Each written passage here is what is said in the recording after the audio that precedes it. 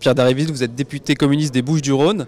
Vous avez combattu la réforme des retraites pied à pied dans l'hémicycle. Que faire maintenant que le 49.3 a été utilisé? On sait que des réformes adoptées ont pu être abandonnées par le passé, notamment avec le CPE. Est-ce que c'est tout l'enjeu du combat contre la réforme des retraites désormais? Oui, depuis le début, nous demandons le retrait de cette réforme. C'est pas le 49.3 qui va y changer quelque chose. Au contraire, j'ai envie de dire. C'est la démonstration d'un passage en force. C'est la signature d'un échec qui s'est vérifié à chaque étape. Le gouvernement a trébuché à chaque étape de cette réforme. Il a trébuché au moment où il l'a présenté devant les organisations syndicales, il a trébuché devant le Conseil d'État, il a trébuché devant la commission spéciale, il a trébuché ici à l'Assemblée nationale. Ça veut dire qu'il y a un problème et donc ça n'est pas sérieux. On ne peut pas sérieusement penser qu'une réforme des retraites puisse aller à son terme de cette façon-là. Et donc nous allons continuer d'autant plus, après l'usage du 49.3, à demander le retrait de ce texte et l'engagement de véritables discussions. Le texte va aller au Sénat, mais d'abord il y a le projet de loi organique qui va être examiné ici à l'Assemblée nationale.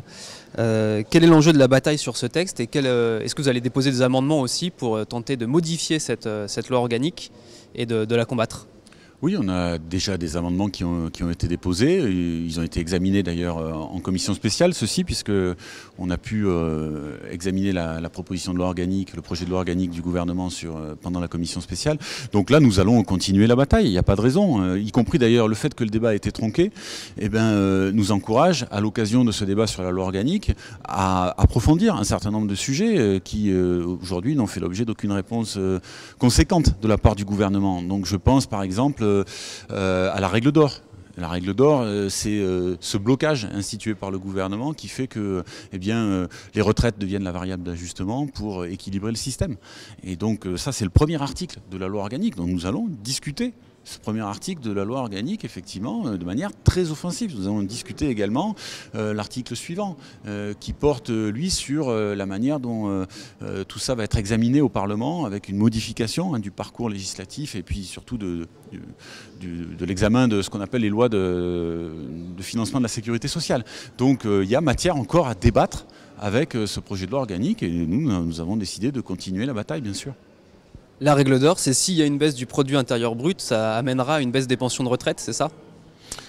Oui, l'objet, c'est qu'effectivement, on arrive à contenir d'abord la part des richesses qui est consacrée aux retraites, voire à la diminuer dans les projections qui ont été avancées par le gouvernement, qui vise à tendre à passer de 14 à 12,9% dans les années qui viennent. C'est en tout cas les prévisions qui ont été faites. Et donc cette règle d'or, en réalité, elle subordonne le droit à la retraite à des éléments macroéconomiques. Or, nous pensons qu'il faut garantir le droit à la retraite, qui est absolument essentiel, d'établir des droits. Et le projet du gouvernement, c'est au contraire de rendre tout cela complètement aléatoire. Inégalitaire, bien sûr, nous l'avons démontré, mais complètement aléatoire, de supprimer les garanties. Et donc, dans ce projet de loi organique, il y a quelque part une part du cœur de la réforme des retraites proposée par le gouvernement. Jeudi dernier, vous avez réussi à imposer un débat, un examen sur votre contre-réforme des retraites, une autre réforme des retraites possible, avec notamment la retraite à taux plein à 60 ans. Donc il y a une alternative en fait au projet du gouvernement.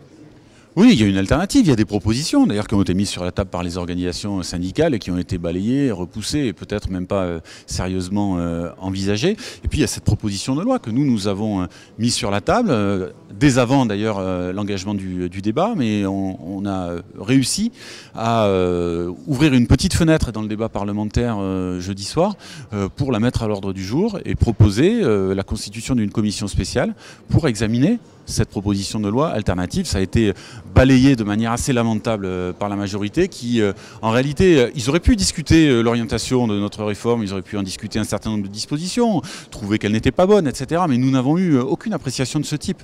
On nous a simplement reproché de vouloir retarder encore l'avancée du débat, alors que, bien au contraire, comme à chaque fois d'ailleurs que nous intervenons, il s'agissait d'alimenter le débat de fond, d'ouvrir les perspectives et de proposer des alternatives. Et donc c'est pour nous cette proposition de loi, mais avec d'autres propositions qui sans doute existent, je crois, un signe qu'une autre réforme est possible pour notre droit à la retraite. Nous avons un gouvernement qui gouverne contre le pays, qui méprise les syndicats, qui méprise les manifestants, le Conseil d'État, les Français, les députés d'opposition, mais aussi ceux de la majorité, puisque le 49.3 est un outil contre la majorité aussi. Quel regard vous portez sur cette situation politique et sur le jeu du gouvernement ? On a une crise politique qui s'approfondit de jour en jour, et l'utilisation dans ce contexte de défiance, de rejet massif du projet de loi du 49.3 est de nature à creuser encore cette crise démocratique que nous connaissons, cette crise démocratique et politique que nous connaissons depuis trop longtemps déjà. Et moi je pense qu'il y a effectivement besoin de rétablir un peu la souveraineté populaire, de faire vivre beaucoup plus la démocratie dans notre pays. C'est pour ça que nous avions proposé un référendum d'ailleurs sur ce texte, puisque nous savons que majoritairement les femmes et les hommes dans notre pays sont opposés à cette réforme. Il faut que tout ça puisse s'exprimer, il faut qu'un débat puisse grandir dans le pays autour de ces enjeux et que nous puissions tracer ensemble des perspectives. Et donc cette manière de confisquer le pouvoir, je crois que c'est aussi... oui, c'est un nouveau témoignage de cette crise profonde dans laquelle nous nous trouvons et qui nous ramène au présidentialisme tel qu'il est installé dans nos institutions, tel qu'il verrouille nos institutions. Voilà, là on nous explique finalement, le président de la République l'a dit, nous on le fait. Bon, mais est-ce que la démocratie peut fonctionner de cette façon-là? Non, nous ne pensons pas. Nous pensons que la démocratie c'est quelque chose de vivant. Et au quotidien, les élus de la République, leur travail c'est aussi de faire vivre la démocratie, de construire avec notre peuple l'avenir que nous souhaitons, que nous voulons inventer. Et donc je crois véritablement que ce qui est en train de se passer, oui, c'est grave pour la démocratie et on ne peut pas accepter ça. Et c'est pour ça que nous avons déposé une motion de censure. Merci Pierre Dharréville.